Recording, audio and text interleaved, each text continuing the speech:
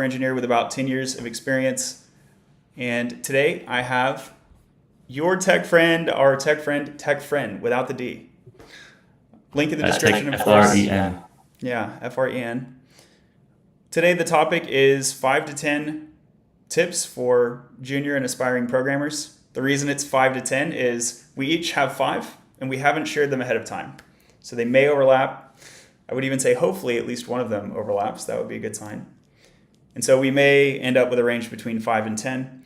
I think we'll spend a minute or two on each item. We'll also do some quick intros. And so the overall video, you can expect 15 to 30 minutes for the whole video. Cool. With that, would you like to do the first one, Techfren? Yeah, for sure. So my first tip is because you're probably very early in your career and you don't really know what you like. So my first tip is to try many things to find something that interests you. So yeah, and the reason for that is like consistency is very important in improving, and motivation is very important for consistency, and interest is very important for motivation. So it kind of all trickles down. So once you find something that interests you, it'll be very natural to keep consistency up and building your skills in that niche. I love it. I already like where this is going because I agree wholeheartedly. And this is not in my list, but it easily could have been. So one of the tips that I have here is just piggybacking on you. This is not my own tip. Is that if someone tries out their first programming language, maybe Python or JavaScript, and if they don't like it, don't give up on programming. So I recommend a 3 strikes rule because different flavors of programming are extremely different. So maybe you try something on the front end and you're not a fan, so give the back end a shot. Maybe you're a better fit for data analysis. Do you have one? Let me know if I'm leaping to your next tip. But do you have one that you would recommend as like a first to try? I think it's gonna be different for everyone, but yeah, I'll tell everyone my personal start into programming was through making games, Flash games. I always liked playing those on the internet as a kid, and I wanted to make my own, modify my own. So that was my first intro into programming. Awesome. Okay, may I go for mine? My first one? Go for it, yes. Sorry. So trying a variety would be somewhat similar here, but mine relates to the educational path. So consider various educational paths is my first tip with an eye to prestige. Coding bootcamps are an interesting option. Online courses, self-taught, university. These are all interesting options. We want to consider what the employer will care about. And so some of the research that I've done has to do with these coding bootcamps, but I think it generalizes to the other forms. The average coding bootcamp is not particularly good. Please don't run with the median or average coding bootcamp. And certainly don't pick a below average one. So coursereport.com is an aggregator of reviews for coding bootcamps. And the criteria that I've found to be favorable with employers, select a coding bootcamp that has a rating of 4.25 or higher on the 5-point scale with a minimum of 400 reviews. If not for the second criteria, you'll end up with smaller bootcamps that have 5 stars with like 3 ratings. And unfortunately, it's not very trustworthy if you go that route. So 400 or more, 4.25 or higher. And there's a few that meet this criteria. It will vary by country. So I typically have a US-based audience. There are 2 that I would point to as of fall 2023. One would be Springboard, the other would be Coder Foundry. But do check. Those are not available in all countries, right? So what do you think? Is there a preferred educational path in your book?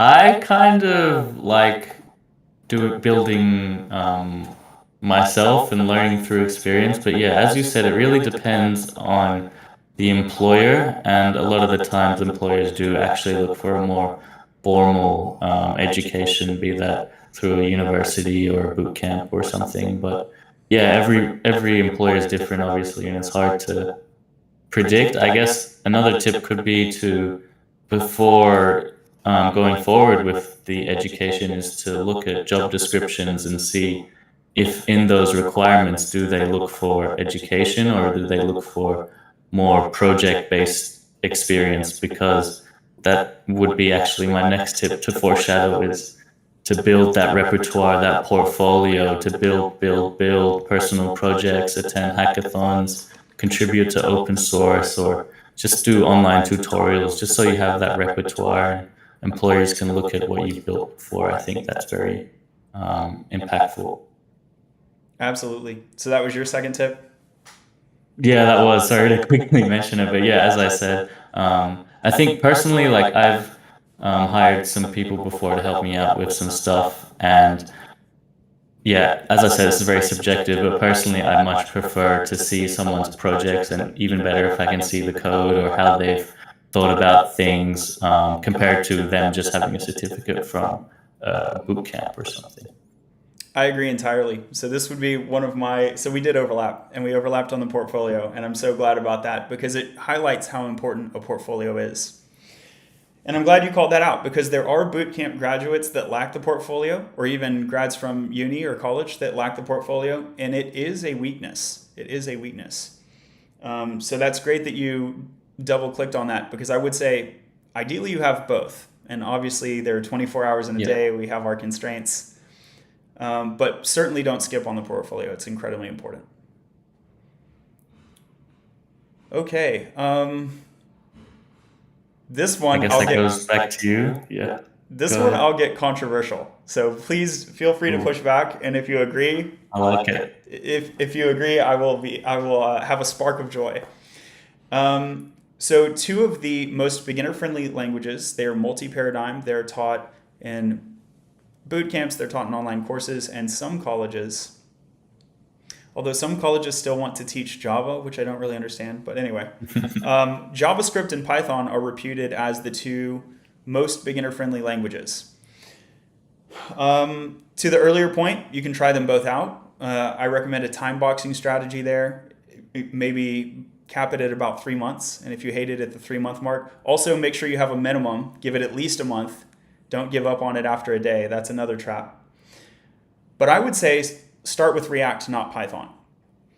So again, I'm not saying to avoid Python. I use Python every day in my job. But I would say start with the web. And here's my reason. I think the mental model is more familiar. So everyone knows what a website does. If you're watching this, you may be watching on YouTube. You may be watching on, I don't know, Twitch or some other website, right? You go to Google, you do a Google search. These are all websites. If I were to ask you to build a Python microservice, would you even know what that means? I'm sure our friend on the call, the answer is yes, but many people, the answer is they don't even know where to begin. And so for that reason, I say start on the web, start with React.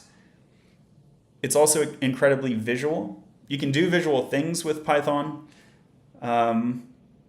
So it's not a hard decision criteria one way or the other. But the ability to rapidly get visual feedback, you change some code, you see a reflection on the website, it improves the learning loop, the rate of learning. So for those reasons, I say learn React, not Python, as your first attempt. What do you think? Yeah, definitely. I'm a JavaScript fan. It's my main language, and I like the ability that with JavaScript you can actually do pretty much everything you'd want to do. Maybe not to the best degree that you could with other frameworks or languages, but yeah, you can build on web, you can build native mobile, you can build native desktop apps, you can build backend, you can build front end. I mean, you can do that with Python as well, but it just seems a lot like easier to translate with JavaScript.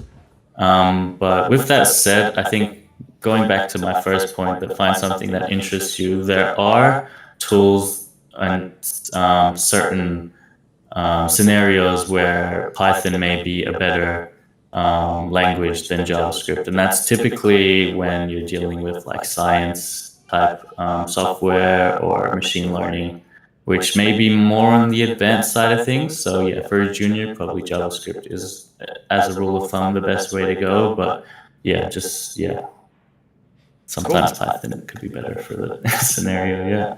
Again, I agree. Yeah, for data science, Python is the obvious winner. I Yeah. do caution people that don't have statistical training to just think twice about whether you want to dive into AI and machine learning. It's a complicated field. If Yeah. you're passionate about it, you can certainly get over the hurdles. Um, I just caution people that. So I think sort of the normal person who's thinking about programming, I see data science as more of a niche. So I think JavaScript Yeah, for follows sure. the general case. One other thing I'll call out is that I said learn React, not Python. And I'm often rightly criticized for mixing apples and oranges, right? The reason I do Hmm. that though is because one of the virtues of React is that it provides a great way for you to learn JavaScript and then upgrade to TypeScript. And you get to stick with the same React library. So a lot of the tools you'll be dealing with are familiar. But I'm a fan of TypeScript. I don't want students to gatekeep themselves. I don't want people to think you need TypeScript before you land a job. That's not true. And frankly, at interview time, TypeScript can be a real pain. So if you're doing one of these coding interviews, vanilla JavaScript is what I usually reach for personally. That said, I do think if you have some spare time, upskilling to TypeScript, it looks good to some employers. Some don't care, some do care, and so why not go ahead and grow your skills while you're interviewing? Not to block yourself, but just if you're in the middle of the job search and you're saying, what could I do to sort of improve my rate of interest on the part of employers? You could upskill in that way. Sure. Would you like All to right. do the My next next one? one. Yeah. This one is a kind of little, I don't know, I like to think of it as a hack. It's something kind of new, and I'd be kicking myself if I didn't mention this, as everything seems to be hyped around AI. So, of course, I'd say use AI as a co-programmer and a tutor. And that, like, want to emphasize that, like, tutor and co-programmer, don't just copy off, don't use it as like someone you copy off or you just get the answers without thinking, but you ask AI those like conceptual questions, like how would I do this, or like what are the pros and cons of like doing this way. And I found AI can be really good to like actually explain code and explain system decisions. Yeah, and just ChatGPT 3.5 is great. It's free, it's fast. And if you have access to Claude, sometimes that can be helpful as well because it has the longer context window, so you can actually upload large files of your code and maybe ask it questions like, how could I improve this code? Or like, what is there something like best practices that I could have done in this code? Or, ask questions about your code. I think you'd learn a lot. It's just like having a very experienced tutor with you at all times. Yeah. I agree 100%. I'm so glad you brought this up. This is another case where I didn't write it down, but I probably should have. I use GitHub Copilot in my day job every day and for my side projects as well. And I do prefer GPT-4, but I understand it's not free. Everyone can't use it. The code interpreter in particular is like really cool. And it Can I frequently, quickly yeah, mention please, something here? please. Sorry to butt in. There is this VS Code extension I recently discovered called Continue, and it's pretty much exactly GitHub Copilot, but it uses GPT-4 on the back end, and they let you use their API key. For now, at least, I feel like it's not a scalable solution. So, yeah, it's actually really awesome, and they have a bunch of other features which I don't think GitHub Copilot has. So I'm really, really impressed with that tool called Continue by Continue Dev. Spelled as it sounds. Yes, Great. Continue. Yeah. Cool. A good insight from our tech friend. I think I also saw a video from you working with Cursor. Did you? What do you think about that one? Yes. Yeah, I love all these tools. Cursor is great. I use it on my Mac. It worked really awesome. I really liked it. Integrated really well. Yeah, I'm a bit cheap, so I don't have GitHub Copilot. I'm sure GitHub Copilot is just as good. Another reason I like Cursor is because I use Vim as like an editor, and it worked even better than VS Code did on my Mac. But one issue I had on my Windows is the Vim didn't work at all, and some of my extensions didn't work at all on Windows. So I've actually stopped using Cursor on Windows, and now I'm using Continue. Ah, good to know. So when you did try these tools out, do you typically stream or did you make more like a more traditional YouTube video or both? Yeah, I typically stream them just so I can get my initial live reaction, and then I do cut it up to a kind of more traditional YouTube video, but it's just like an edited version of my stream. Great. Yeah, I think as someone else who also streams often, viewers sometimes don't think to click the stream button on the tabs of YouTube videos. Yes. Check it out. Two people here on this call that do coding streams, and I will tell you, when I was a student, when I was learning, it would have been an extreme help to see someone else working through problems. Often when you get to the video, it's very polished, and you don't get to understand what are the things that more seasoned developers do to get around once we've hit a bottleneck, right? Yeah, 100%. Yeah, I'll take like 40 minutes of footage down to 3 minutes just to like debug something or whatever. Yeah. Yeah. Okay, this is my next and last tip given the overlap on the portfolio. So the next one is don't undervalue the brute force method. And I mean this technically for coding, but I also mean this for a learning strategy and a job search strategy. So there is a bit of controversy about how to approach the job search. Should you develop deep social connections with a few people, or should you sort of spray and pray, the shotgun approach? And my answer would be do both. And so I do recommend, particularly for individuals with an alternative background, so they don't have a college degree, don't be surprised if you send 10 applications a week and you don't hear back, because it's just not that many applications. 10x your expectation there. So I think 50 to 200 is the right range, and that can be extremely time consuming if not for easy apply tools. The LinkedIn easy apply button, Indeed.com has one of these. It might be called Rapid Apply or Apply with Indeed or something like that. So look for job search platforms that have this quick rapid apply feature, and don't use that to the exclusion of social networking. You need to be doing both. But that is a way that you can gain some leverage and 10x your rate of application. And also, right, this also applies to coding. So do the brute force approach first. If you're in a coding interview, write it out, and then show how it can be improved if possible. Sometimes it can't be improved, so don't underestimate the value of going through the brute force exercise. Sure. Okay. Great tips.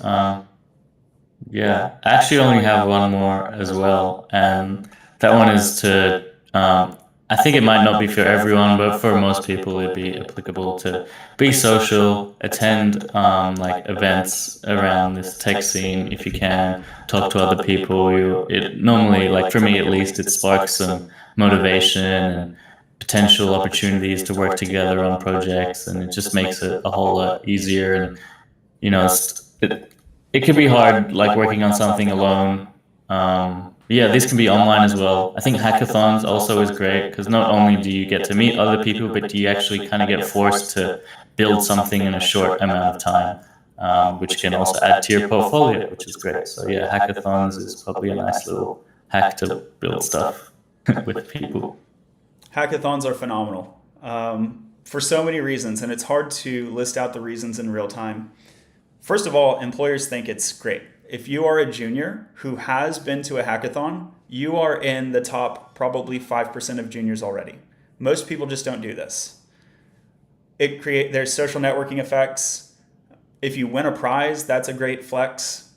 Even if you don't win a prize, it's a good experience. The social networking is really intense here. If you're in hackathons have various kinds, but one common kind is like a 48-hour hackathon. And you get put into a high-pressure situation where you're doing real work, building real tools with a few other people. And this is just an environment that just creates like rapid and strong social connections with people who are in the tech industry. So that's going to be super relevant for your job search, right? Is there a particular like way to find hackathons that you would recommend? I think like for like ideally, I think there's a lot of value in the face-to-face, like in-person hackathons. As you said, yeah, like people in the industry. So you might find your employer there. You might find someone that can refer you to a job, which often is more effective than applying online. So two tools that I sometimes use to find these kind of events is meetup.com or Eventbrite. They're kind of aggregators for events. A lot of tech events usually post on those websites. For online hackathons, I've recently-ish discovered LabLab.ai, I think it is. They actually host hackathons quite frequently, and they're online. I'm sure there's more resources, but there are just a few that I've come across. Great. Yeah, I can +1 meetup.com. I've used that and had a positive experience. Supabase is a database as a platform service, and they frequently host hackathons. So I've had a lot of fun doing that. Also, Ben Awad is a well-known content creator in the programming space, and he sometimes runs hackathons. He has a large Discord server. Check that out as well. I'll put a link in the description to Ben's channel. Okay, well, we are spot on with our promise, 15 to 30 minutes. We are at the 21 mark. Let me take a quick glance and see if there are any quick questions that I can rapidly address.